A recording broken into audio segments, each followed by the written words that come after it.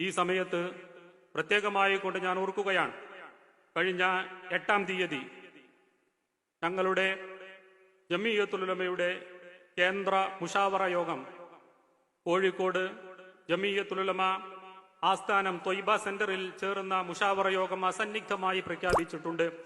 ഈ കിരാതമായ വഖഫ് ഭേദഗതി നിയമത്തിനെതിരെ, വഖഫിന്റെ മേലിലുള്ള കയ്യേറ്റത്തിനെതിരെ ഇന്ത്യ രാജ്യത്തെ എല്ലാവിധ വിഭാഗങ്ങളും ഫാസിസ്റ്റ് ഭരണകൂടങ്ങൾക്കെതിരെ ഇത്തരം നീക്കങ്ങൾക്കെതിരെയെല്ലാം ശക്തമായ പ്രക്ഷോഭ പരിപാടികൾ സംഘടിപ്പിക്കണമെന്നും ആ പരിപാടികളുമായി കൊണ്ട് രാജ്യത്തെ മുഴുവൻ വിശ്വാസികളും മതേതര സമൂഹവും സഹകരിക്കേണ്ടതുണ്ട് എന്നും തങ്ങളുടെ മുഷാവറ ഐക്യകണ്ഠേന കഴിഞ്ഞ 8-ാം തീയതി ഇവിടെ പ്രഖ്യാപിച്ചിട്ടുണ്ട്.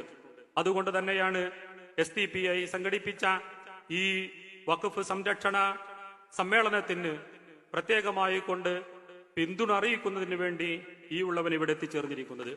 പ്രത്യേകമായി കൊണ്ട് ഓർമ്മപ്പെടുത്താനുള്ളത്, നമ്മുടെ സമുദായത്തിന്റെ ഭൂരിഭാഗത്തെയും പ്രതിനിധീകരിക്കുന്ന മുഖ്യധാരാ സംഘടനകളെല്ലാം മുസ്ലിം ലീഗ് പാർട്ടിയും സമസ്ത കേരള ജമിയത്തുൽ ഉലമയും ഒക്കെ നമ്മുടെ സമുദായത്തെ ഭൂരിഭാഗത്തെയും പ്രതിനിധീകരിക്കുന്നവരാണല്ലോ. അവരൊക്കെ ഈ പരിപാടി ഏറ്റെടുക്കുകയും ഈ പ്രക്ഷോഭ പരിപാടിയുടെ മുന്നിൽ നിൽക്കുകയും ചെയ്യേണ്ടതുണ്ട് എന്ന് പ്രഖ്യാപകം ഇവിടെ ഓർമ്മപ്പെടുത്താൻ ആഗ്രഹിക്കുകയാണ്. ഏത് വേട്ടക്കാരനെയും തോൽപ്പിക്കാൻ ഇരകളുടെ ഐക്യം തീർച്ചയായും ശക്തമാണ് എന്ന തിരിച്ചറിവ് നമുക്ക് തീർച്ചയായും ഉണ്ടായിരിക്കേണ്ടതാണ്.